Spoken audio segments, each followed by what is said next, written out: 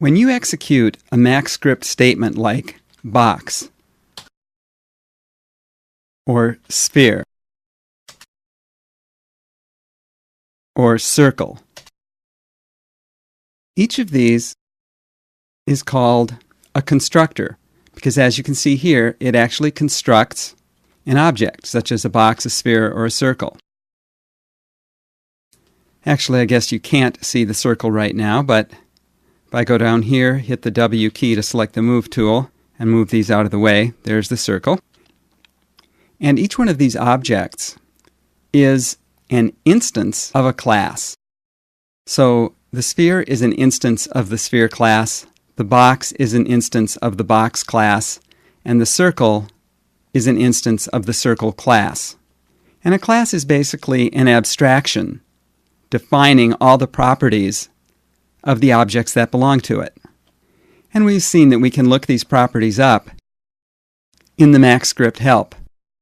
Another way to see these properties is to use the show class function in Max script. So for example, I can type show class quote box dot asterisk close quote and hit the enter key on my number pad. And it shows me all the same properties that I saw in the help file, and it tells me what kinds of values these properties can have. So for example, height is a float, which means a number that can have a decimal point. Length segs and width segs and height segs are all integers. That is a number that cannot have a decimal fraction after it.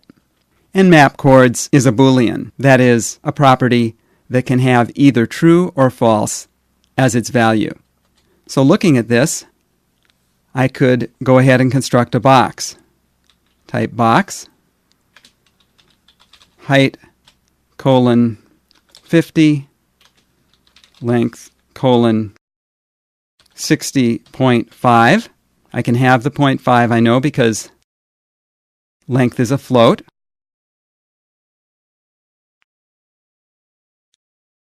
And I'll just put map chords false and hit enter on my number pad. And there's the box that I just created. I'll just select that. And if I go to the Modify panel now, there I can see it. The length is 60.5. The height is 50. The width is 25.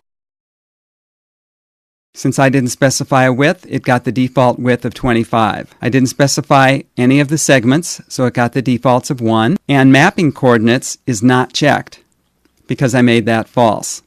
So let's try one where I make mapping coordinates true.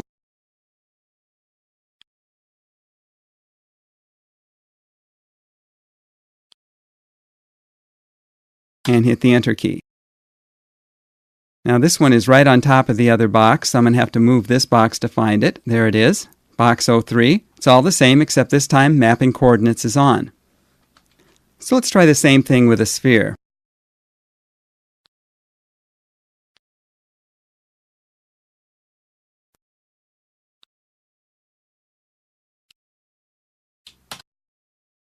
You notice, by the way, that here it has sphere colon geometry class. Up here it had box colon geometry class. Geometry class is the superclass to which both box and sphere belong.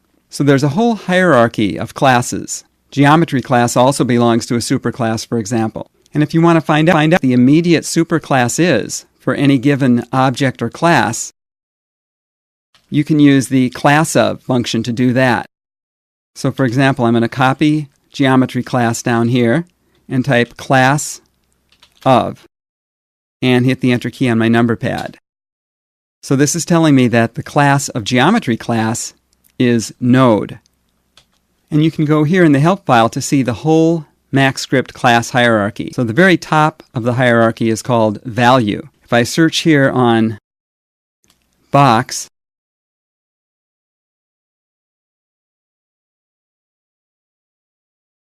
here I have box. You can see that that is in geometry class. geometry class is in Node. So let's go back to our Max script and see what Node is in.